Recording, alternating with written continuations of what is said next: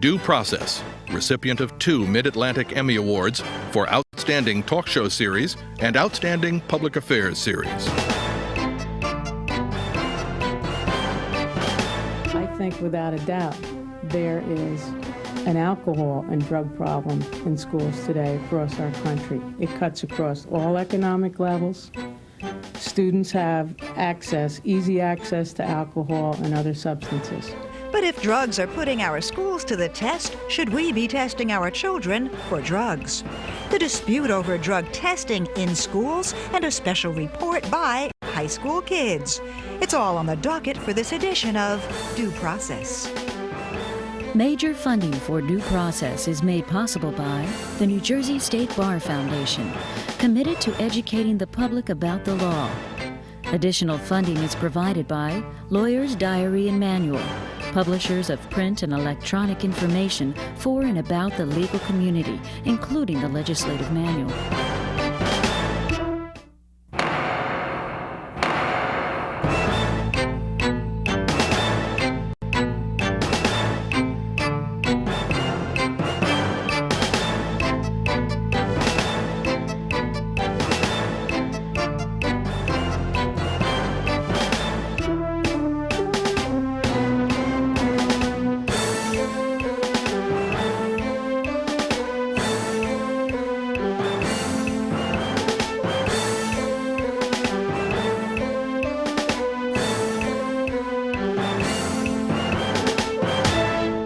Illegal invasion of privacy, unreasonable search and seizure, or a straightforward way of attacking student drug use.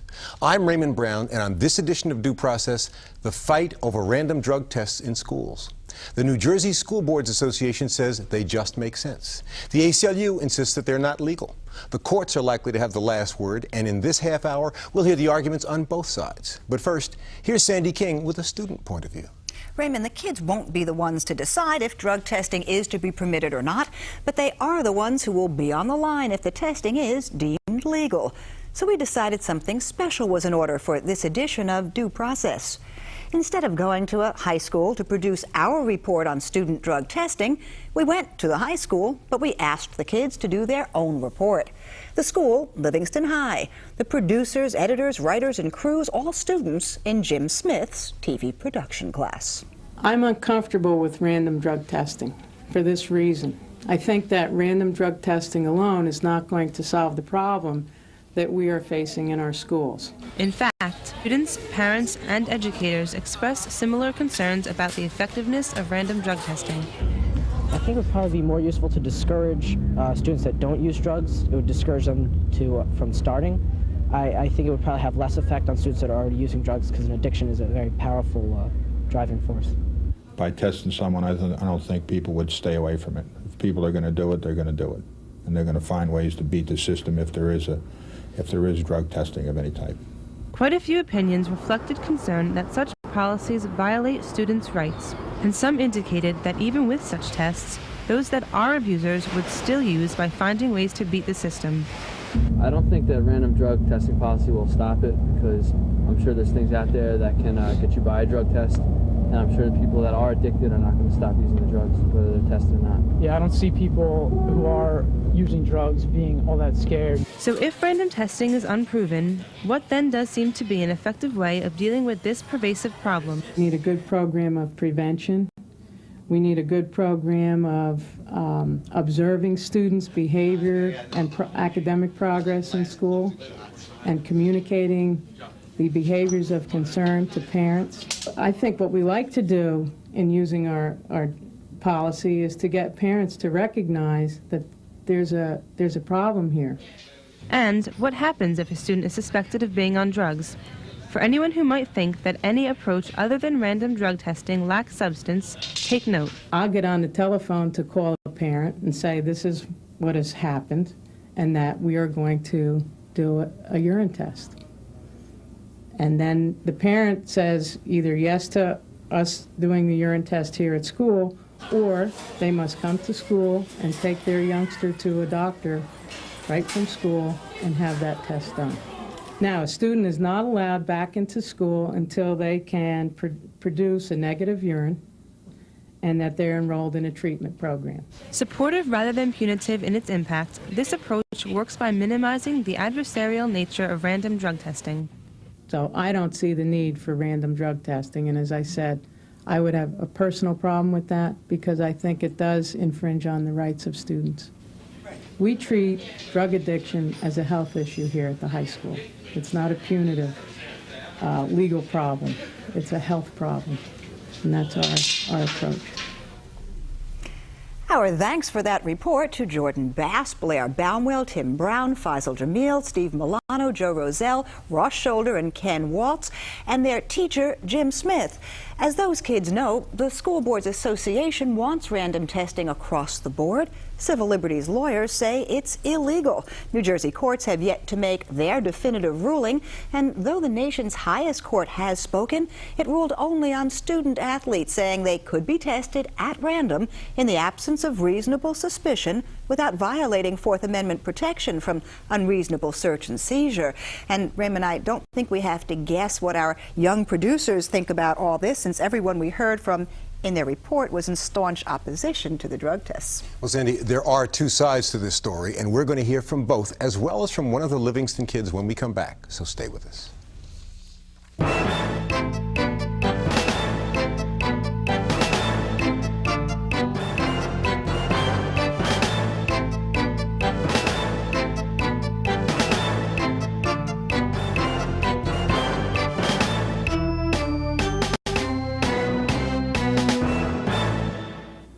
All students?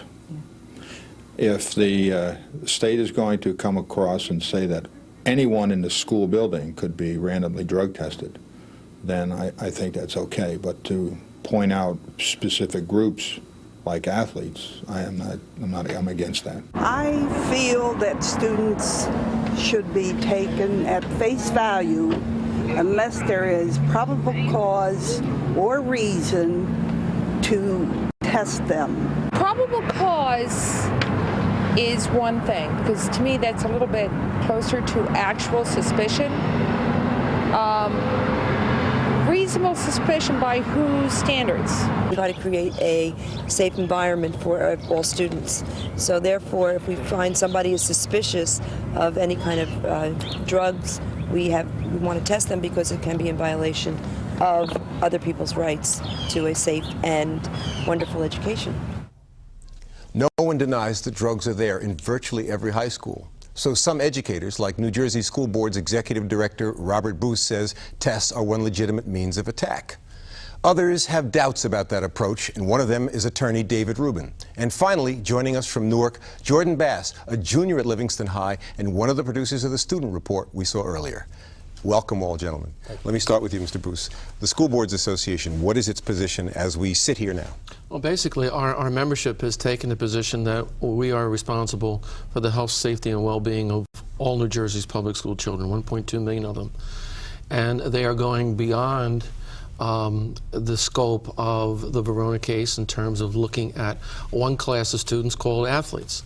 In their view, there is a situation when a community and a school district realize and have documentation that there's concerns with drugs, that needs to be other action, and therefore random drug testing is a strategy that we want to have. So you've gone beyond random testing for athletes and now say random testing for all students. Was there a time when the School Boards Association was opposed to random testing at all, or had raised serious doubts about it? We were always looking in terms of our role and responsibility versus the rights of the child, but we also are responsible to maintain the health and safety of those children. And we know that drugs today are very pervasive in our society, and it's a health problem. But there's a balance between the concern about health and the concern about rights and liberties. But in that balance, was there a time fairly recently when the School Boards Association took a different position than the one it does now, that it opposed even random testing? The proposal was expanded during the debate on the floor, yes, but it was because our members, some of them who are local policemen, were sharing stories with concern about third and fourth graders being involved with crack cocaine and substances such as that. We're looking at this as an opportunity to stop the problem. Given the concerns articulated by Mr. Boose, David Rubin, are there any legal impediments to random testing in your view? Well, sure there are. As someone who represents school districts around the state, I can tell you that we obviously have to balance the concerns of maintaining a drug-free environment against the concern about violating student civil liberties. And of course, now that it's been determined that students do not leave their civil rights at the schoolhouse gate, we have to make very sure that we don't go too far out in front of the U.S. Supreme Court in authorizing suspicionless drug tests. Well, what would you expect as the final resting point for this argument? Ultimately, what do you think is going to be the solution? Will random drug testing be permitted? Well, I think ultimately that'll depend on who's sitting on the United States Supreme Court when the next case gets up there. If we could get you there, what would your ruling be? Well, I think this. I do believe that to require completely suspicionless drug testing of all students, regardless of how much privacy they forfeited, I do think presents some concerns. The Supreme Court, and let's remember, this is a very conservative Supreme Court that's sitting up there, went into great detail in its opinion in the Vernonia, Oregon school drug testing case about how much privacy student athletes already forfeit. They went into great detail in their opinion describing how little privacy there is in a typical locker room and made it very, very clear that they were limiting their opinion at this point to student athletes. They didn't rule out other students. So you think in the even future. our current conservative court has some remaining privacy concerns and that the whole issue has not been resolved as of this point? Sure, they've got concerns about who is being tested. They've got concerns about the type of testing. They went into great detail to describe how the urine testing is performed in this case and commented that other more intrusive types of testing might not be permitted. Jordan, you're a student journalist at Livingston High. This whole conversation is premised on the assumption that there is widespread drug use among high school students. At your high school, is that a valid assumption? There's drug use at any high school, no more so in Livingston than in surrounding communities. Is it sufficient that it's troublesome to students, regardless of what they think the solution should be? I don't agree that it's troublesome to the student population. Anywhere you go, you're going to find students who use drugs, and I don't feel that a random drug testing policy is going to curb this drug use. Okay, well, the reason I was asking you whether non-using students are troubled is the question of what kind of solution you might propose kind of depends on how big the problem is. It isn't clear to me whether you think as a student journalist, that it's a significant problem that requires attack or whether it's a minor problem. I feel that at Livingston High School there is a problem, not more significant than any other high school or less significant than any other high school. But I feel that our policy right now is a very effective policy. We have certain steps that are taken, and we test only with probable cause and reasonable suspicion. And you think that's a working policy as it exists in your high school now? I think it's a very working policy. In the case of Washington Township, when they instituted their policy, they said it was because there was disruptive student behavior and rebellious student behavior, which is not present at all in Livingston High School. Robert Boose, what's wrong with starting as a baseline having the policy that exists at Livingston as Jordan describes it? Because there are other school districts that have a greater problem in their community, and they need to be able to take that next step. Well, let me say, are there some school districts where you think that the policy like the one at Livingston will work, and others where you need more? I think absolutely so. To the extent that that's getting students who are identified and programs to get them to stop, then certainly. But where it's pervasive and it's causing disruptive behavior, there needs to be another step. There's a recent decision in Indiana where the federal court looked at students attending extracurricular activities. So we already see it's getting to the next ring where they're denied access to the program, but they have to stay in school and they can't drive their car. It allows testing there. Let me get to a practical question. I call you up as the person who is the liaison to the School Boards Association from any school district. I say, we want to do random testing, we need it. What's your answer? Are you ready to do that? I think, again, they have to go back and say, is it you, or have you documented? Have you done the kinds of things to suggest? It's documented. It's a terrible problem. Everybody on the board is concerned. Can we do random testing? What our association wants you the obligation to go and do that, and the right to do that. And you'd be prepared to support whatever Yes. legal challenges come down the road. David Rubin, you may be representing a student in that school, or a student association, as opposed to the board itself. Students come and say they've now decided to do random testing in the school. We think there's a problem, but there are other approaches. Is it a case that you can help us with? Well, I think they're really out on uncharted waters at that point. The whole idea of suspicionless drug testing, I think if it were being done down at Short Hills Mall, not far from Livingston, and they were pulling kids off the sidewalk and performing randomless or suspicionless drug tests, I don't think anybody would question that that's a serious invasion of civil liberties. But where I'd like to support Bob in his position is that all 50 states in one form or another require kids to attend the public schools unless their parents are fortunate enough to have other options. And when you take hundreds of thousands of kids and shoehorn them into a close, confined space, out from under the supervision of their parents, there is an obligation there, I think, to preserve a drug-free environment so that they can guarantee to those kids who are not using drugs that they can enter into a healthy and nurturing environment. Then the question that I think remains is what is left to the balance that you spoke of on the other end, which is the liberty interests. If in fact it's your view as a person who's identified as a civil libertarian that the interest in maintaining safety probably permits random testing, where is the liberty interest that remains? How does that factor into this? Well, I think it really remains to be seen what view. One thing we haven't pointed out here is that whatever the U.S. Supreme Court has said the U.S. Constitution requires, our New Jersey Supreme Court very often has been way out in front of the U.S. Supreme Court in providing rights under our state constitution. I believe that in the event that suspicionless drug tests are performed routinely without a clear demonstration of a serious drug problem, I would not like to be the attorney representing that school district when that is challenged. I think that there are some serious concerns, and this has nothing to do with the good faith intent of those people that are trying to implement this policy. Why did the Supreme Court focus on student athletes as a separate category? Well, anyone who reads their opinion can see why. They talked about, for example, the fact that student athletes have already forfeited. This is a privacy issue, mind you, when a search and seizure is a privacy issue, and they talked about how much a typical student athlete in a typical locker room setting already forfeits a substantial amount of privacy. They talked about, I think Justice Scalia talked about the state of communal undress, I think, as he described it, that other students who perhaps play in the band or maybe in the French club don't forfeit. So from the standpoint of reinforcing people's reasonable expectations about their own privacy, student athletes are different because they have already checked their privacy for the most part at the locker room door before they suit up. Jordan, let me turn from a question of a legal analysis to a journalistic question. The report we saw at the beginning of this program was one in which virtually every student in the report seemed in opposition to random drug testing. Does that reflect the view of most students at Livingston High? And if so, do you think it reflects views of students at other high schools around the area? I think it does reflect the view of the students at Livingston High School and in most other high schools in the suburban area. And what is the reason for that feeling? That is, why is it just that students want to have absolute license to do everything, or there is a concern about the liberty interest, or what is it that causes students who are aware that there is at least some drug problem to say we oppose random testing as a solution? I don't think any student feels that they have absolute license to do whatever they please, but there is a privacy issue and there is a Fourth Amendment rights issue, and as Mr. Rubin said about the checked privacy issue, especially in student athletes, they may have limited privacy expectations, but I don't feel that even they have planned to succumb to testing their excretions. Okay. Mr. Boose, you're in a very interesting position. You're in the middle of a debate with very serious policy concerns, and we have two people here who've said that, well, they're a little bit concerned at least about the privacy issue. You're a person with an interesting background. You've moved around at least the country, the East Coast. What's your personal perspective on whether there is a legitimate privacy concern here to be balanced against the obviously strong feelings of many parents and teachers about the drug problem?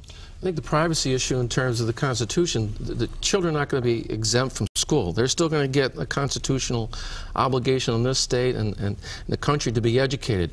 But we have a responsibility in local parentis to be the parents for the time that those kids are in the school. So where my kids are concerned, there was a pretty minimal privacy interest against me. I mean, my kids are now in college or out. They have no real privacy interest except the ones I chose to respect. I mean, I was, I suppose, like the little emperor. You give them Fourth right, it Amendment wasn't a rights, constitutional regime. Well, they were random, they changed. And I think that perhaps the question is whether in a public institution there is some obligation to respect some area of privacy, even when you're balancing it against the serious problems like drugs. And as a person who's in a way on the front lines, or at least one level above, the question is, how do you feel about that? And is there any area remaining in terms of the question of a liberty interest? I think that, again, it has to be balanced, but for safety and welfare, we've got guns in school at an early age. We don't have to look at the newspaper and the television to see what is happening there. It's not a safe place. And drugs cause people to do things that hurt other people, whether they're in sports or whether they're in French club or whether in math class.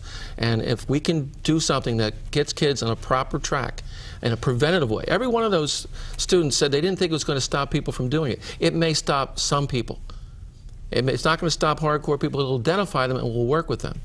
David Rubin, it's interesting to see that there are on the one side all of these very important social concerns, drugs or guns or other implementalities of destruction, as Mr. Booth describes. But in the last analysis, does that mean that the concept of liberty in the popular mind, because I know you speak to publicly to citizen groups a lot, does that mean that publicly, in the public mind, the concept of liberty gets whittled down as we perceive more and more dangers? And particularly in the high school environment, does that mean that there's going to be a shrinking concept of liberty for students insofar as these issues are concerned? Well, I think that over the years, obviously, the need to invade people's privacy is proportional to the emergency at hand. There's no question that there's a drug problem. I've got a 9 and 11-year-old myself. I don't want him going to a school that's got drugs. But I think if you read the Supreme Court's latest decision on this, written by Justice Scalia, who certainly is not regarded as a bleeding heart liberal, even someone as conservative as he is, when you read how much respect he is giving to students' privacy interests and making it very, very clear that because athletes have already surrendered that privacy, he's not prepared to go further, at least in that opinion, that would give me pause as someone advising school districts to get out too far in front of Justice Scalia here. So this is an area where you think actually the court may impose limitations that the citizens might not be inclined to respect if they didn't have the court standing there. That may well be. Jordan, in terms of the students at Livingston High and other students that you know, are they concerned about liberty in a broader context? For example, are they concerned about locker searches and other kinds of issues that are even broader than just drugs insofar as the issue of student liberty versus protection of public safety? As far as I know, right now at Livingston High School, that's not a main concern because everybody is aware of the policies at Livingston High School, and it hasn't been a problem and there's been no need for concern. In response to Mr. Booth's theory that the schools are there for protection and should act as parents, I happen to agree in some points that the students are under the tutelage and custodial power of the school during school day.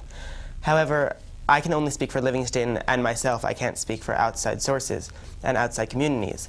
However, Livingston's policy right now is a very effective one, and they have a policy in which they support any student who chooses not to use drugs. For example, I am a member of a student group called Peer to Peer, and we are a drug and alcohol-free group. And the aim is prevention, and the school sponsors us, and they send us out to the elementary schools in Livingston to teach 4th graders refusal skills for drugs. And we have a very strong prevention program in Livingston, and I feel that it's doing its job. Jordan, does it make a difference when you think about this analysis that if you were a worker in some private environments, you might there be subject to drug testing and even to random testing? Does that factor into the discussions that you and other students have about what's happening now as opposed to what may happen when you emerge into the workforce? Yes, there's a very big difference between a student in school and a worker in a private institution. Workers perhaps institutions should have the right to drug test their workers if it were a safety issue. For example, Skinner and Von Raab in the Supreme Court cases. A transportation officer has... I was going to ask David to give us the law, but Jordan, you're doing fine. A transportation officer has somebody else's life in his hands if they stop them. And if a worker is under the influence and interacting with other people, that could affect possibly himself or the other people, then there might be a need for random drug testing, especially if they're not under constant supervision as students in school are. And there's more of a chance for observatory assessment of a student rather than a worker. It sounds as though Jordan's done a pretty sophisticated analysis of the various interests involved. When you've been at meetings on this question, has there been a lot of heat and passion, or has it been fairly... I gather there has been. People feel strongly about this question. They feel strongly about children, and we're talking about board members and administrators who are really, we're losing the war. And it's what is happening in Livingston, I'm not sure you can overlay that across the state and the country. I think it's terrific what they're doing there. It's working there. But where that isn't working, where there is no program or process, school boards and administrators have to have some type of venue in which they can say, hey, we have a major problem here, we need to resolve it. It's not a punitive approach. It's trying to say, you've got a problem, and let your mother and father know that you've got a problem, and try to deal with that problem. That's as preventative as it can get. David, I'm going to put you back on the United States Supreme Court, or maybe the New Jersey Supreme Court, and say, 10 years from now, where's the line going to be drawn in terms of this issue of random drug testing for high school students? Well, I think that it'll really depend on how well a school district is able to document that there's a serious problem. I know that's one thing that the Supreme Court was interested in. I think it will depend on the method of drug testing that is used, because the Supreme Court was very concerned about the manner of the drug testing. They described it in great detail. I think it'll depend, as Bob pointed out, on what they do with the results. A big difference here is law enforcement objectives versus what we call preventative objectives. If the purpose of this is, for example, like a metal detector we're at a courthouse. treated as a disease versus a crime, a different. Sure. The reason why they have metal detectors. I wish we had time to go into this one in detail, but it's important that we end the show, but I'll have to invite you back to do it again, because that's it for this edition of Due Process. We'll be back next week with another issue of law and social justice. Until then, for Sandy King and for all of us here, I'm Raymond Brown.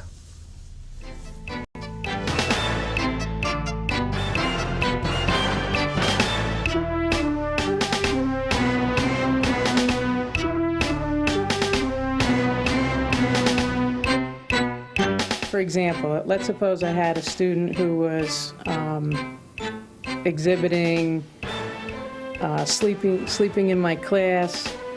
Their academic performance is beginning to drop dramatically. We're having a change of behavior in the classroom. They've become more outspoken, belligerent, defiant of school rules. You'll begin to see a pattern of truancy from classes. Maybe now they're beginning to have tardy and excessive absences. That begins to build a picture.